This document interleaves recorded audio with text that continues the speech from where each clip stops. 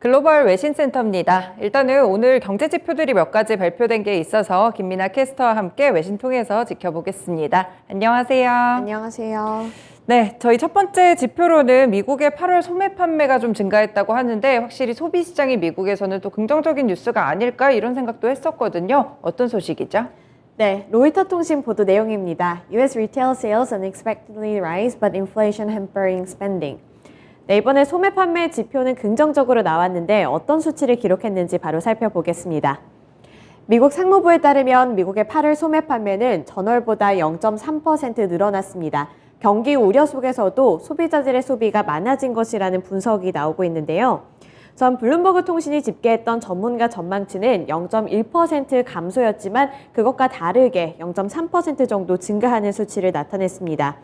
예상외로 소비자들이 지난달에 지갑을 더 많이 연 것으로 보이는데 특히 신차 구매와 외식 비용에 더 많은 돈이 쓰였다고 분석되고 있습니다. 식료품점 판매와 레스토랑 판매는 각각 0.5% 그리고 1.1% 늘어난 수치를 기록했고요. 휘발유 등을 제외한 근원 소매 판매는 전월보다 0.8% 증가했습니다. 네, 그렇군요. 시장에서는 이런 소비 지표들을 좀 어떻게 해석을 하고 있나요? 만약 긍정적이지만은 또 아닐 수도 있다는 생각이 들어가지고요. 네, 우선 멘트 살펴보시면 지난 6월 갤런당 평균 5달러를 넘었던 휘발유 가격이 갤런당 4달러 미만으로 진정되면서 소비자들이 휘발유에서 아낀 돈을 식료품 및 다른 제품 구매에 사용한 것으로 풀이하고 있습니다. 또 미국의 연휴를 이제 앞두고 소비자들의 지갑이 열리고 있다는 분석도 함께 나오고 있는데요. 우선 이러한 결과를 놓고 시장에서는 두 가지 해석이 나오고 있습니다. 우선 대표적으로는 인플레이션과 급격한 금리 인상에도 불구하고 아직까지는 강한 구매력을 유지하고 있다. 이런 긍정적인 해석이 하나가 있었고요. 하지만 반대로 아직까지는 우려해야 한다. 이런 입장도 있었습니다. 단지 물가가 올랐기 때문에 소비자들이 더 많은 돈을 쓰는 것은 필연적이라고 해석을 하고 있는 건데 이 두 가지 해석 중에서 어떤 게 정말 결과적으로 맞을지 아무래도 소매 판매가 미국 경제에 중요하다 보니까 결과가 가장 중요할 것 같습니다. 네, 소매 판매 수치에 대해서 이렇게 알아봤는데요. 그리고 다음으로도 매주 좀 발표가 되고 있죠. 실업수당 청구 건수가 있는데 이 부분은 좀 어땠나요? 네, 이 부분도 상당히 긍정적으로 평가할 수 있는데요. CNN 보도 내용입니다. Weekly jobless claims fall for a fifth straight week, showing resilient labor market. 네, 고용시장 또한 견조한 모습을 나타내고 있는데 바로 자세한 코멘트 살펴보시죠. 지난주 미국 신규 실업보험 청구 건수가 21만 3천 건으로 집계됐습니다. 5주 연속으로 감소세를 이어갔고 최근 15주 사이 최저치를 기록하기도 했는데요. 블룸버그 통신이 집계했던 전문가들의 전망치는 22만 7천 건이었는데 이보다 상당폭으로 낮은 수치를 기록했습니다.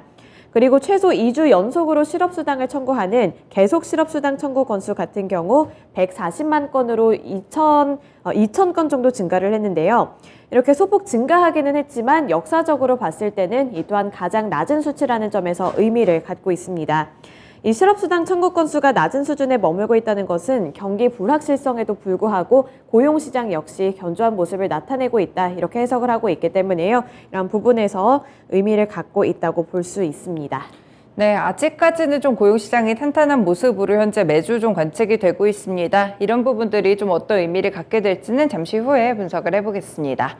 네, 마지막 소식 넘어가 볼게요. 세계 GDP 성장률에 대해서 전망치가 좀 나왔는데 좀 더 낮춰 잡는 그런 모습이었다고요? 네, 그렇습니다. 피치 레이팅스에서 제시한 보고서고요. Fitch Ratings slashes global GDP forecast on supply shocks, faster rate rises. 네, 전 세계의 성장률을 어떻게 봤는지 바로 자세한 수치 살펴보겠습니다.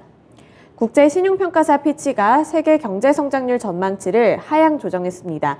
전 세계 GDP 성장률 전망치는 올해 2.4%, 내년에는 1.7%로 제시하면서 6월 전망치에서 모두 내렸는데요. 내년의 경우 20개의 모든 주요국의 성장률 전망치를 하향한 겁니다. 전 세계 내년 성장률은 1.7%는 장기 평균이 2.7%를 밑도는 수준이라고 하고요. 또 미국의 성장률이 중요할 텐데 미국의 전망치 같은 경우 올해는 1.7% 그리고 내년은 0.5%로 제시를 했습니다. 우선 피치는 연준의 빠른 금리 인상 등으로 미국은 내년 2분기와 3분기에 경기 침체가 진짜로 찾아올 것이라고 예상을 했는데요. 하지만 침체의 폭은 완만할 것이라고 예상을 하고 있습니다. 또 유로존의 경우에는 가스 때문에 많은 어려움을 겪고 있기 때문에 전망치가 기존 2.6%에서 어느 정도 상향 조정이 됐는데, 하지만 계속해서 눈여겨봐야 할 부분은 이 가스 가격 그리고 에너지 가격에 예의주시해야 한다고 봤습니다. 전 세계뿐 아니라 국내 쪽에서도 예측이 좀 나왔을 것 같은데 어땠나요? 네, 도표부터 살펴보겠습니다. 피치는 중국뿐만 아니라 이 아시아 쪽에서 우리나라 GDP도 성장률을 예측을 했는데요. 이번에 올해 GDP 성장률 전망치를 2.6%로 그리고 내년의 경우에는 1.9%로 제시를 했습니다. 올해 말에 한국의 CPI 상승률 전망치를 5% 정도로 제시를 한 건데요.